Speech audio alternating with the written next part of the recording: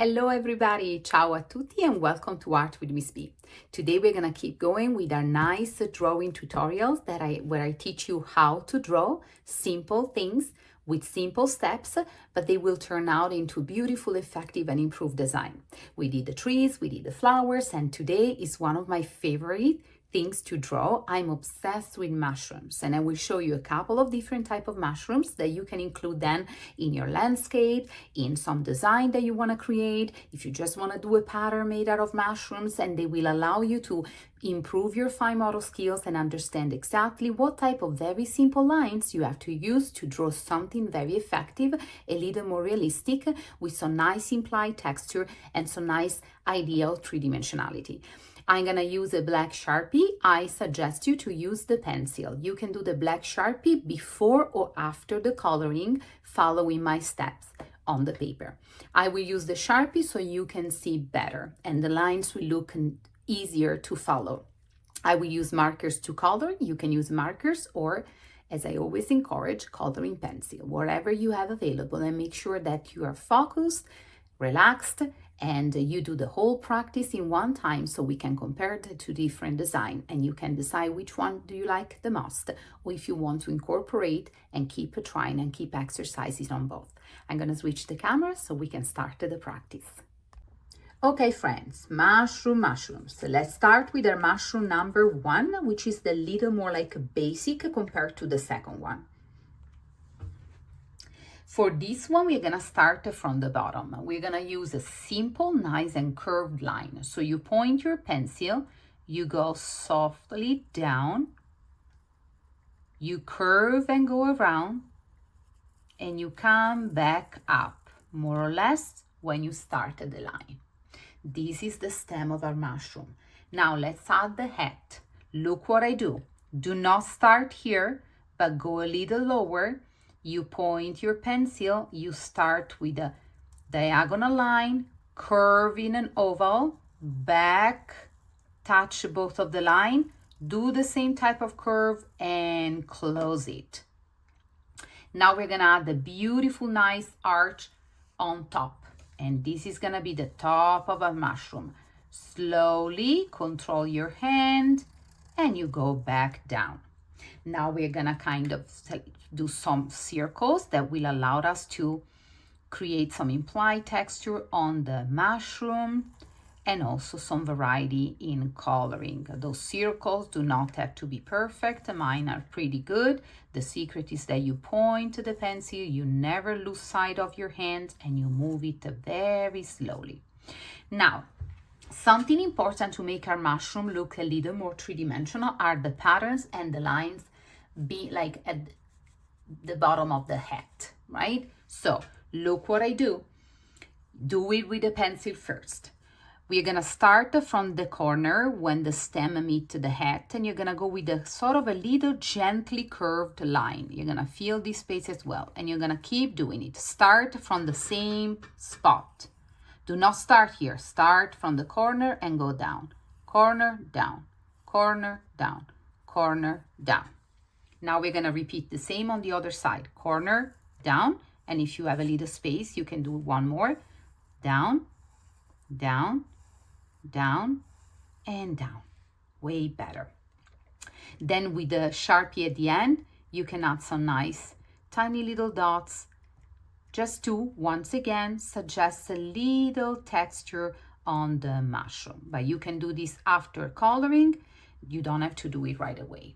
Now let's try our mushroom number 2, a little more improved and a little more sophisticated than number 1, which is already very pretty.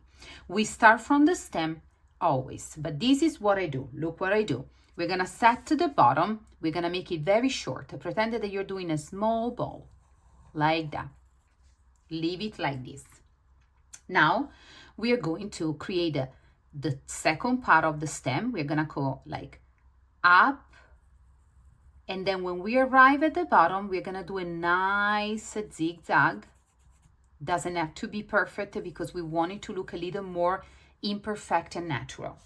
Now look what I do for the top. We're gonna orient the mushroom differently. So we need to build the bottom. Look, exactly the same that we did in other practice for the flower. We come up, and with a nice undulated and irregular line, we are going to close it. Okay, now the top. Once again, we do not start here, but we start here. We're gonna go around,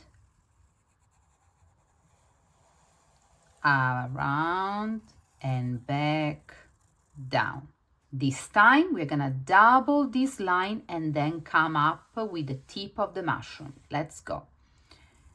We go parallel, start to go up, pointy a little bit, go down, and then back close. Now we're gonna add the lines, and this time they're gonna be oriented in the opposite side, so going up. And I think that for making I'm gonna try to do it with this Sharpie. Probably the fine Sharpie will be better. Do it with a pencil first. So we're gonna start from here, the corner, and then we're gonna go up with this gently curved line. Now this time we are not gonna start from the same corner as we did for this mushroom, but we kind of accompany. We go along the design. Now you start to make them straight, and you start to change a little bit the direction of the curve. You see, this way they curve toward the right, this way they start to curve toward the left. The secret is that go one line at a time and go slow. Now we're gonna start to follow and close the circle. In this case, we're gonna point all of our lines to the same corner. We go around, around, around, around, around, and like that. And we're gonna do the same on the other side. 1, 2, 3, keep going. You don't have to make too many.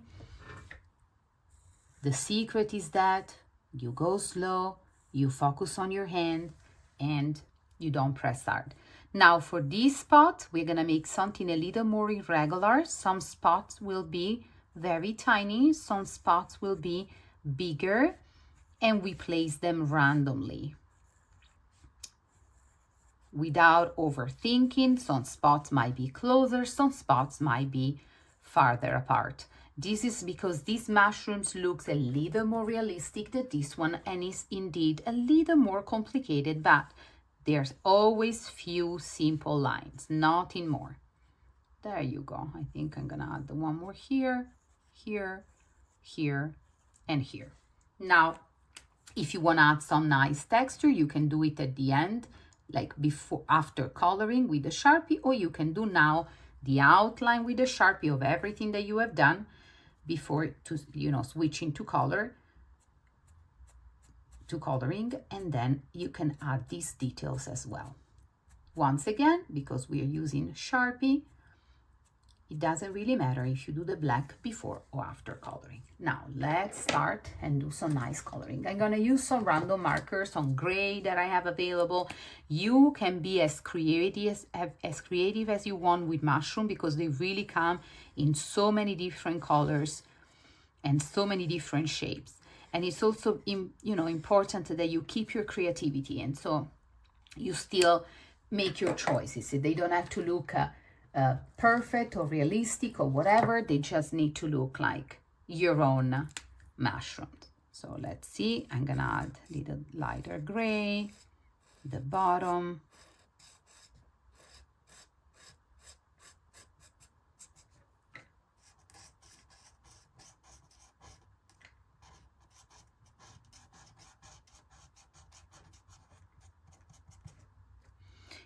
And I'm gonna use maybe a little darker gray just to go over to reinforce that idea of value, that we want the mushroom to look a little darker toward this edge and a little lighter at the bottom. Now I'm gonna do a traditional, as I call them, snow white mushroom, the red one with white spot. You can do the same, or you can do something different. You can color with you don't have to leave the spots white. You can be creative and do nice colors. And so you can ask yourself, if you're using, for example, the red, What color would be nice near the red?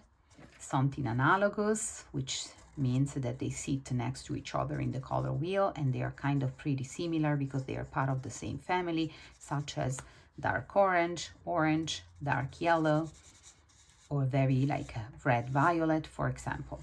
Or you want to do with something that is complementary, which means that they sit on the opposite side of the color wheel and they create a beautiful, nice contrast between each other. So the complementary of red would be green. And it's really up to you what you want to do with your mushroom. Now for this other mushroom, instead, I'm gonna go back to some nice green and I'm gonna make some experiment. I'm gonna use this one for the bottom, which is a pretty dark olive green.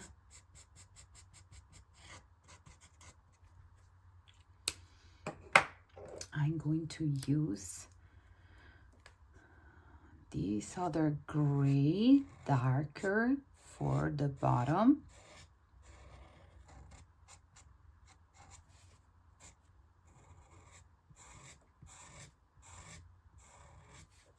I love the dual tip markers because they allowed us to do a nice job with coloring and taking a little less time. But if you're using regular tip markers, just take the time that you need to complete this beautiful project without rushing. We're gonna go over and intensify the the intensity, the saturation of the gray.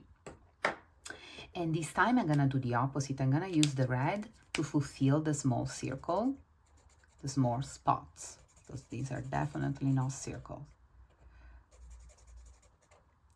And once again, I encourage you to do you and make a beautiful, colorful mushroom using the colors that you feel more attracted to today, or in general they are your favorite, or because you want to experiment and see how these colors will look like in a mushroom.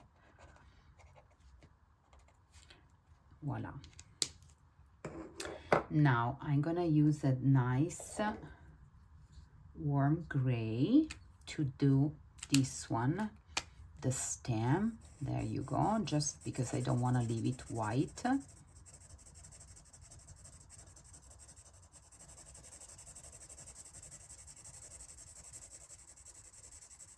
In this case, I'm doing nice small strokes because I would like to see some texture. And so if I see some of the markers, the strokes in the stem, it's even better. But when I want something very nice and smooth, I use the other technique of, you see, slow and steady. So I don't want to see that texture. But in this case, I really want to see the texture. Now I think that I would do something really bold for this mushroom, and I'm gonna do it very dark blue. Now, does the blue mushroom exist? Probably yes, because as I say, mushrooms are fascinating living creatures and they come in many different shapes and colors. But even if it doesn't exist, even if it didn't exist, I still wanted to experiment and do something that today reflect my mood, my personality, and I just want to see the way it looks. I'm gonna go very careful around the spot.